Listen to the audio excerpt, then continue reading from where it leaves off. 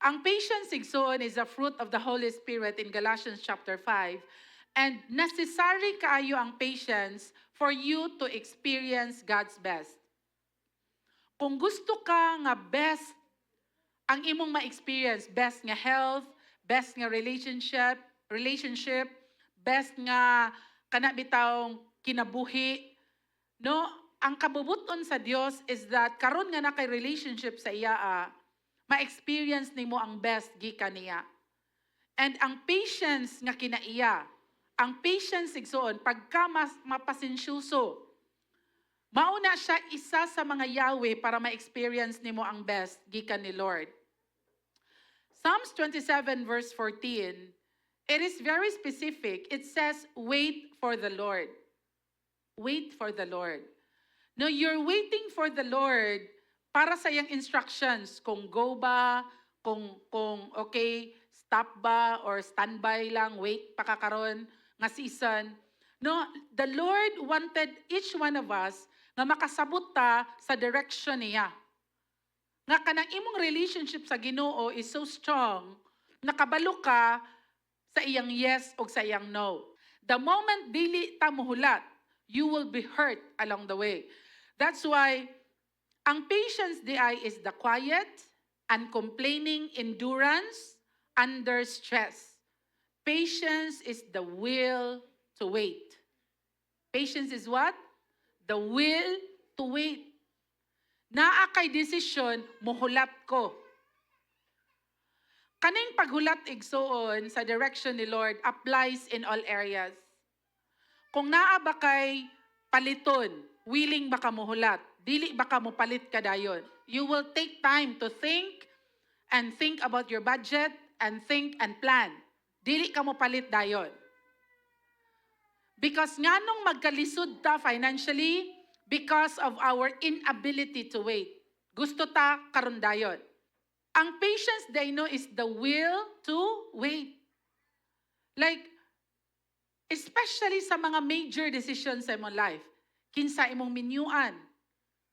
Once magdali ka igsuon with regards sa kinsa imong minyuan, you will suffer the consequences, anak.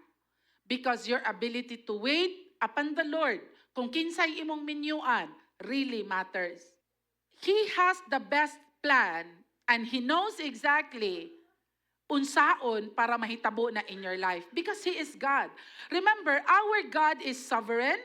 Our God is omniscient, omnipresent, meaning dako kay siya nga Dios. Kita na siya sa unahan, kita na siya sa imong future.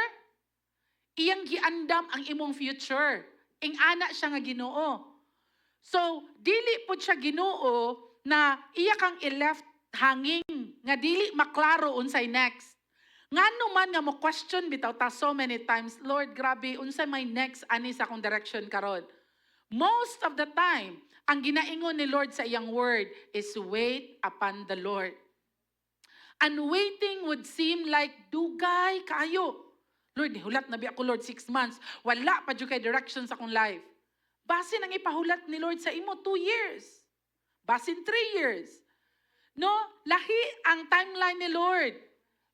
And so many times, muana ta, Lord, nganong dili man mo iklaro sa kuha, unsay next? Nobody really wanted to wait. Nobody. Mao gani na nga ang patience is a fruit of the Holy Spirit.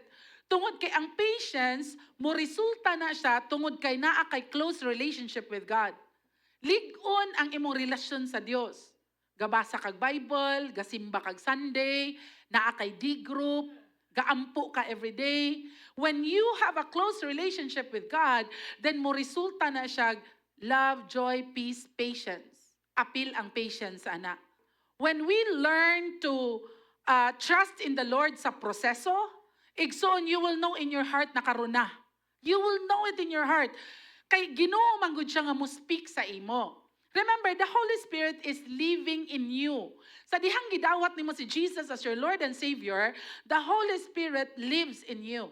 Nagpuyo siya inside you. So kung mangutana ka, mutubag siya. Because the path para ma-experience nimo ang best para nimo is makikistorya ka sa Holy Spirit. Ginoo, unsay maayo na kong desisyon para ani. The moment dili na ka mangayo o giya sa Holy Spirit, then buhaton na nimo tanan imong gusto buhaton. Dili na ka willing to wait. And what will happen if you're not willing to wait? Disaster. You will be hurt along the way.